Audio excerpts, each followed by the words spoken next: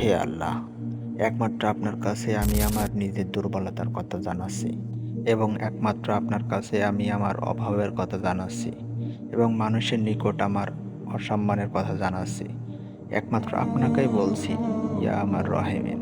আপনি তো প্রতিটি দুর্বল ব্যক্তির রব এবং আপনি আমার রব। আপনি কার কাছে আমার ছেড়ে দিলেন?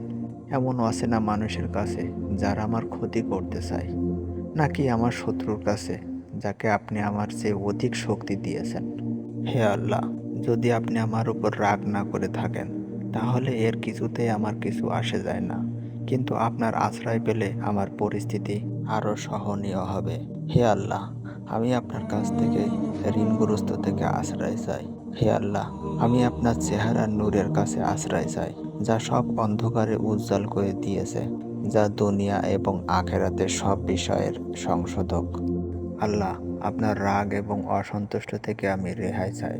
আল্লাহ, এইসব কাজে শুধু আপনাকে খুশি করার জন্য করা এবং আপনি ছাড়া কোনো শক্তি নেই, কোনো ক্ষমতা নেই।